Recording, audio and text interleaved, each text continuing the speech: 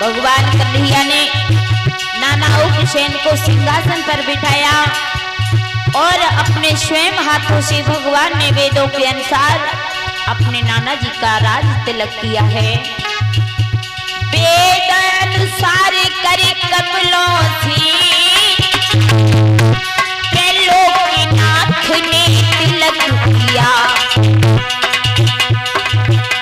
कल्पना दासी चरणों की जय करी भी बरमान दिया।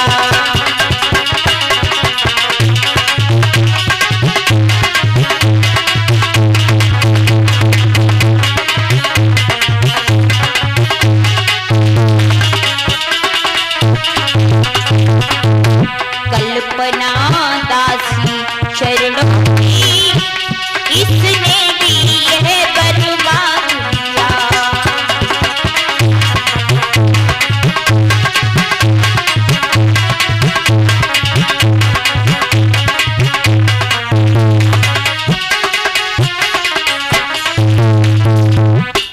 इस तरह से भगवान श्याम सुंदर ने अपने नाना उग्रसेन का राज तिलक वेदों के अनुसार वेद मंत्रों के साथ में किया है।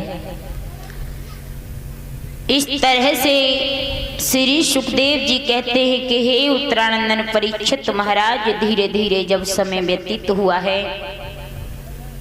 और ये कुछ दानदाताओं के नाम आ रहे हैं। 21 रुपए शोभित भैया इस्माइलपुर, 11 रुपए साहिल भैया साहिल इस्माइलपुर, 20 रुपए विष्णु कलान और 11 रुपए ध्रुव भैया इस्माइलपुर, 11 रुपए मनोज कुमार इस्माइलपुर, 20 रुपए राजेंद्र सिंह परसपुरा, 10 रुपए सत्येंद्र सिंह इस्माइलपुर, 50 रुपए मोरपाल भैया इस्माइलपुर, 100 रुपए ओम सिंह भैया कोटेदार इस्माइलपुर, 20 रुपए ओमेंद्र भैया इस्माइलपुर, 10 रुपए रामशरण भैया इस्माइलपुर, 21 रुपए पिंकी यादव इस्माइलपुर, 50 रुपए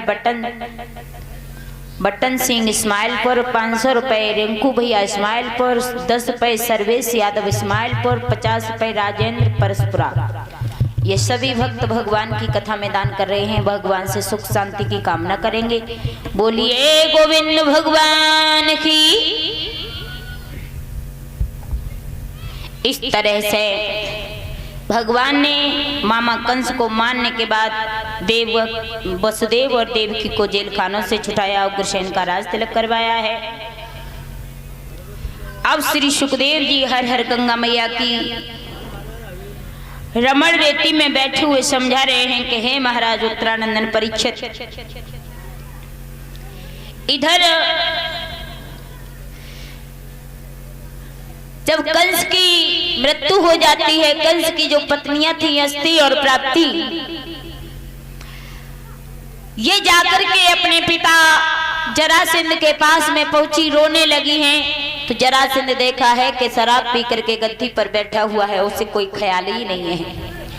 लड़कियों ने जाकर के रो करके पछाड़ खाई है, आवाज लगाई है कि पिताजी आप यहाँ पर आराम से बैठे हो, मगर तुम्हें ये नहीं मालूम है तुम्हारी जवान बेटियां राड़ बन करके बैठ गई हैं।